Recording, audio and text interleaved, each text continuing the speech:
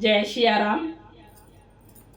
आप सब लोग सुन रहे हैं सुंदरकांड अर्थ सहित। सुंदरकांड सुनने से घर में सुख शांति और समृद्धि आती है और नकारात्मक ऊर्जा घर से समाप्त होती है, सकारात्मक ऊर्जा घर में प्रवेश करती है।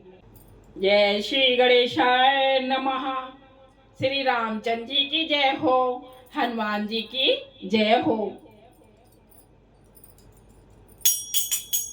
फिर वैसे नगर की जय सबका जा, हृदय राखी कौशलपुरी राजा।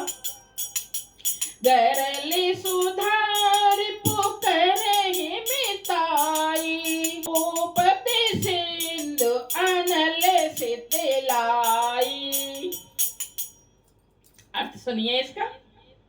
अयोध्यापुरी के राजा, कहाँ के? अयोध्यापुरी के राजा श्री रघुनाथ जी को हृदय में रखे हुए नगर में प्रवेश करके सब काम कीजिए। उसके लिए विष अमृत हो जाता है। किसके लिए विष अमृत हो जाता है? जो श्री रामचंद्र जी को, यानी कि किसी भी भगवान जी को, जो हम अपने अपने भगवान जी को मानते हैं, चाहे माँ को माने, चाहे दुर्गा माँ को माने, चाहे हम कृष्ण को माने, चाहे राम जी को माने, चाहे शंकर भोले बाबा को माने, जिसको भी मानते हैं उनको अपने हृदय में रख के अगर कोई भी काम करते हैं तो वो बताया है ना यहाँ कि विष भी अमृत हो जाता है। इसलिए हमेशा कोई भी काम करो, श्री रामचंद्र जी को ध्यान रखो। शत्रु मित्रता करने लगते हैं, जो हमारे दुश्मन होते हैं वो भी हमसे मित्रता करने लगते हैं। समुद्र गाय के खुर के बराबर हो जाता है। समुद्र इतना बड़ा समुद्र और कितना छोटा बन जाता है। जैसे कि गाय का खुर कितना बड़ा होता है, सिर्फ इतना बड़ा होता है, वो उसके बराबर बन जाता है। यह समझाया है कि बड़े से कठिन काम भी बहुत आसानी से हो जाता है। यहाँ पे ये अर्थ समझाया गया है। अग्नि में शीतलता आ जाती है, गुस्सा वाला भी इंसान बहुत कोमल बन जाता है। इसी तरीके से यहाँ अर्थ समझाया गया है। गरुड़ सुमेर रेणु समताही, राम कृपा करि चितवा जाही। अति लघु रूप धरियो हनुमाना, पैठा नगर सुमेर भगवाना।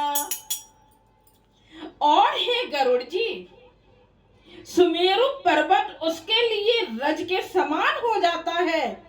समझा रहे हैं यहाँ, जिसे श्री रामचंद्र जी ने एक बार कृपा करके देख लिया।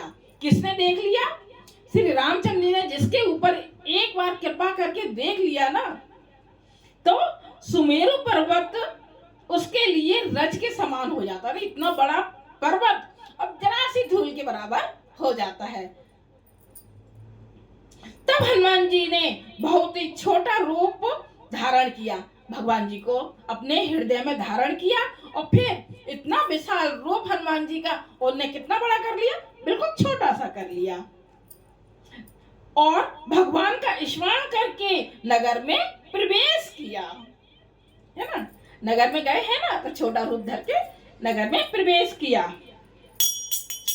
मंदिर प्रति करि शोधा, देखी जेह तेह अग्नि दिजोधा।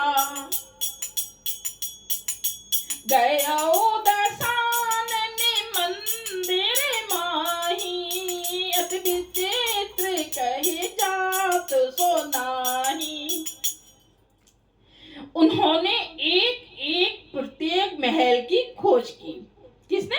हनुमान जी ने एक एक महल की खोज की, जहां तहां असंख्य योद्धा देखे।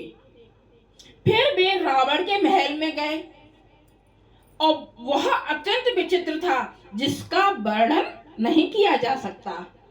जिसका वर्णन नहीं किया जा सकता। शयन किए देखा कपति, मंदिर महु नदी के बैदे, भवन एक पुण्य दीक सुहावा, हर मंदिर पे भिन्न बनावा। हनुमान जी ने उस रावण को शयन करते देखा, यानी कि सोते देखा, परंतु महल में जानकी जी नहीं दिखाई दी, यानी कि सीता माँ उन्हें कहीं नहीं दिखाई दी महल में। फिर एक सुंदर महल दिखाई दिया, एक सुंदर महल दिखाई दिया। वहां उसमें भगवान का एक अलग मंदिर बना हुआ था। वो सब जानते हैं किसका महल था वो।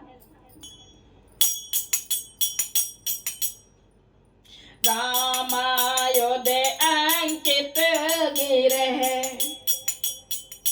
शोभा बरन आई, नभ तुलसी का वृंद तह, देखी हर्ष कपीराई। वह महल श्री राम जी के आयुध धनुष बाण के चिन्हों से अंकित था। किससे अंकित था? श्री रामचंद्र जी के चिन्हों से, यानी धनुष बाण चिन्ह राम जी का ही तो है, मुरली कृष्ण जी की है और धनुष बाण श्री रामचंद्र जी का है। तो उसको शोभा वर्णन नहीं किया है, उसकी शोभा वर्णन नहीं की जा सकती है। वहां नवीन नवीन तुलसी के वृक्ष, यानी कि नए नए पौधे, किसके? तुलसी जी के पौधे नवीन नवीन नए नए समूहों को देखकर कपिराज हनुमान जी हर्षित हुए, यानी कि बहुत खुश हुए कि यहाँ देखो इस महल में राम जी के चिन्ह भी हैं और नए नए तुलसी के पौधे भी हैं, समूह में खूब सारे इकट्ठे झुंड। तो उन चीजों को देख के हनुमान जी बहुत खुश हुए। लंका में चरण करे निवासा, यहाँ कहाँ सज्जन करे बासा, मन महु तरक करे कपिलागा, ते समय विभीषण जागा। लंका तो राक्षसों को समूह का निवास स्थान है, समूह का निवास स्थान है, राक्षसों के समूह का निवास स्थान है। यहाँ सज्जन यानी साधु पुरुष का निवास कहाँ? ऐसी जगह पे जहाँ राक्षसी राक्षस रहते हो, तो वहां सज्जन लोग कहाँ रह सकते? ये हनुमान जी सोच रहे हैं। तो बोले ये ऐसा महल कहाँ से आ गया? वहां मंदिर भी है और चिन्ह भी है, तुलसी माँ भी है। हनुमान जी मन में इस प्रकार तर्क करने लगे। उसी समय विभीषण जी जाग गए। जब हनुमान जी सोच रहे थे उसी समय विभीषण जी जाग गए। राम राम ते सुमिरन कीना, हृदय हर्षि कपि सज्जन कीना, एहि सनेहति करि हऊँ पहचानी, आदुते होई न कारज हानि। उन्होंने विभीषण ने, मतलब किसने? विभीषण ने राम नाम का स्मरण उच्चारण किया, राम नाम का जाप किया। हनुमान जी ने उन्हें सज्जन जाना और हृदय में हर्षित हुए। हनुमान जी ने विचार किया कि इनसे हट करके अपनी ओर से ही परिचय कर लूं। जब कहते हैं ना कोई काम बनाना हो तो खुद ही झुक जाओ, तो अपना उसके सामने खुद ही झुक जाओ तो काम बन सकता है। हनुमान जी विचार कर रहे हैं कि इनसे अपनी तरफ से ही बात कर ली जाए और परिचय करूंगा, क्योंकि साधु से कार्य की हानि नहीं होती है, प्रत्युत लाभ ही होता है। अगर साधु से हम अपने आप ही प्रणाम करें, उनसे बात करें, तो वो साधु हमें कुछ ज्ञान ही देंगे। पर लेकिन कौन से साधु? अच्छे ज्ञानी वाले साधु जो ढोंगी ना हो। आजकल ढोंगी साधु बहुत ज्यादा हो रहे हैं। तो जो सच्चे में साधु हैं उनसे तो हमें ज्ञान ही मिलेगा और हमारा जीवन ही सुधार होगा। रूप धरे बचन सुनाए, सुनत विभीषण उठते आए।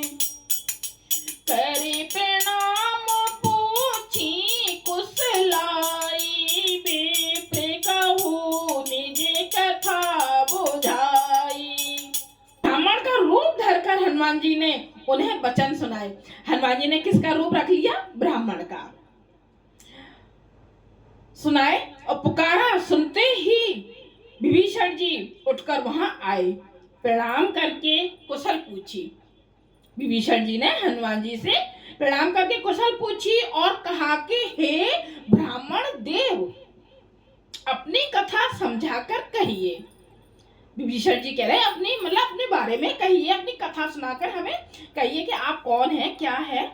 ये विभीषण जी बोल रहे हैं कि तुम्हें हरिदासन में कोई, मोरे हृदय प्रीत अति होई। कि तुम्हें राम दीन अनुरागी, आयो मोहि करने बड़ी भागी। क्या आप हरि भक्तों में से कोई हैं? विभीषण जी पूछ रहे हैं हनुमान जी से, क्या आप हरि भगवान जी के भक्तों में से कोई हैं? क्योंकि आपको देखकर मेरे हृदय में अत्यंत प्रेम उमड़ रहा है। विभीषण जी बोल रहे हैं हनुमान जी से कि आपको देखकर मेरे मन में बहुत ही प्रेम उमड़ रहा है। क्या आप दीनों से प्रेम करने वाले स्वयं श्री राम जी ही हैं क्या? ये दीनों को, अपने आप को दीन ऐसे बोल रहे हैं कि क्या आप दीनों को प्रेम करने वाले श्री राम जी तो नहीं है ब्राह्मण के रूप में, जो मुझे बड़भागी बनाने यानी कि घर बैठे दर्शन देकर कृतार्थ करने आए हैं। ये विभीषण जी बोल रहे हैं हनुमान जी से। तबे हनुमंत कही सब राम कथा निज नाम, सुनत जुगल तन पुलक मन, मगन सुमिरि गुण ग्राम। तब हनुमान जी ने श्री रामचंद्र जी की सारी कथा कहकर अपना नाम बताया और सुनते ही दोनों के शरीर पुलकित हो गए। हनुमान जी का भी और विभीषण जी का भी, दोनों ही खुश हो गए और श्री राम जी के गुण समूह का स्मरण करके दोनों के मन प्रेम और आनंद में मग्न हो गए। सुनहु पवन सुत रहने हमारी, जिम दसनन महु जीव बिचारी, ताते कबाहु मोहि जाने अनाथा, करिहै कृपा भान कुल नाथा। विभीषण जी ने कहा, हे पवन पुत्र, मेरी रहनी सुनो। मैं किस तरीके से रहता हूं, ये मेरी रहनी सुनो। हनुमान जी से बोल रहे हैं मैं यहाँ वैसे ही रहता हूं जैसे दांतों के बीच में बेचारी जीभ फंसी रहती है, वैसे ही रहता हूं। क्योंकि सारे राक्षस हैं और राम जी के भक्त सिर्फ अकेले विभीषण जी हैं, तो बेचारे वो फंसे हुए हैं राक्षसों के बीच में। तो ये यहाँ पे यही बताया है उन्होंने कि जैसे दोनों दांतों के बीच में अगर जीभ आ जाए, वो दांतों के बीच में जीभ आ जाए कट जाएगी, तो ऐसे ही डर के विभीषण जी भी रह रहे हैं राक्षसों से। मुझे अनाथ जानकर सूर्य कुल के नाथ श्री रामचंद्र जी क्या कभी मुझ पर कृपा करेंगे? हनुमान जी से पूछ रहे हैं क्या मेरे ऊपर कभी कृपा करेंगे राम जी? तामस तन साधन नाही, प्रीति न पति सरोजे मने माही। अब मोहे भाव भरोसे हनुमंता, बिनु हरि के पास मिलहि नहीं संता। मेरा तामसी राक्षस शरीर होने से साधन तो कुछ बनता नहीं, और ना मन में श्री रामचंद्र जी के चरण कमलों में प्रेम ही है। अपने आप को कितना छोटा बता रहे, कितना मतलब मेरे अंदर कुछ भी नहीं है ये बता रहे हैं। परंतु हे हनुमान, अब मुझे विश्वास हो गया श्री राम जी की मुझ पर कृपा है। वो कह रहे हैं हनुमान विभीषण जी की राम जी की कृपा है, तभी तो हनुमान जी वहां पहुंचे हैं। कहते हैं ना श्री रामचंद्र जी के कृपा के बिना कुछ भी नहीं हो सकता है, क्योंकि हरि की कृपा बिना संत नहीं मिलते हैं। जो रघुबीर अनुग्रह कीना, तो तुम मोहि दरसु हट दीना। सुनऊ विभीषण प्रभु के रीति, करहि सदा सेवक पर प्रीति। जब श्री रघुवीर ने कृपा की है, तभी तो आपने मुझे हट करके अपनी ओर से दर्शन दिए हैं। जब आप श्री रामचंद्र जी ने मेरे ऊपर कृपा की है, तभी तो आपने अपनी ओर से हट करके और मुझसे बात की है। हनुमान जी ने कहा, हे विभीषण जी, प्रभु की यही रीति है कि वे सेवक पर सदा ही प्रेम किया करते हैं। कहू कवन में परम कुलीना, कपि चंचल सबहि विधिहीना। प्रात ले जो नाम हमारा, ते दिन ताहे न मिले आहारा। अब हनुमान जी अपने बारे में बता रहे हैं कि भला कहिए, हनुमान जी कह रहे हैं कि भला कहिए, क्या मैं ही कौन सा बड़ा कुलीन हूं, जाति का चंचल बानर हूं। चंचल बानर अपने आप को बताया है, और सब प्रकार से नीच हूं। कहते हैं ना, भगवान के सामने आपको जितना छोटे से छोटा, नीच, कुलीन, पापी, जितना बुरा से बुरा बोल सको वो ही बोलो अपने आप को। तो यहाँ पे देखो विभीषण जी ने भी अपने आप को बुरा बताया है, अच्छा नहीं बताया कि मैं कौन सा, मैं तो ना मेरे श्री रामचंद्र जी के चरणों में प्रेम है, ना मैं जाति का राक्षस हूँ, मैं जाति का राक्षस हूँ। ये सब मतलब बुराई बोल रही है अपने आप को। और वैसे ही श्री हनुमान जी ने भी अपने आप को बोला, जाति का मैं बानर हूँ, से मैं नीच हूँ। और प्रातः काल जो हम लोगों बंदरों का नाम ले ले, तो उस दिन उसे आहार यानी कि भोजन भी नहीं मिलता। पर ऐसी बात है क्या? नहीं। भगवान हनुमान जी का तो चाहे दिन रात नाम लीजिए उतना ही कम है, लेकिन बस यही बताया है अपने आप को बुरा बताने के लिए। जितना हम हनुमान जी को याद करेंगे, भगवान श्री रामचंद्र जी उतनी ही हमारे ऊपर कृपा करेंगे। अस में अधम सखा सुन, मोहु पर रघुवीर कीनी कृपा, सो मेरे गुण भरे बिलोचन नीर। हे सखा सुनिए, मैं ऐसा अधम हूँ, पर श्री रामचंद्र जी ने तो मुझ पर भी कृपा ही की है। भगवान के गुणों का स्मरण करके हनुमान जी के दोनों नेत्रों में प्रेमाश्रुओं का जल भराया, यानी खुशियों का आंसू आ गए। जय सिया राम, जय श्री राम। अगर आपको सुंदरकांड अर्थ सहित अच्छा लग रहा है तो जरूर लाइक कीजिएगा, कमेंट्स कीजिएगा और सब्सक्राइब कीजिएगा। और हाँ, बेल आइकन दबाना ना भूलिएगा, जिससे कि मेरी हर लेटेस्ट वीडियो आप सबके पास सबसे पहले पहुंचे। और आप ये भी बताइएगा कि आप कहाँ से सुन रहे हैं, मुझे अच्छा लगेगा। जय श्री राम कमेंट्स में श्री राम, हनुमान जी, जो भी आपका मन करे वो जरूर लिखिएगा। जय श्री राम।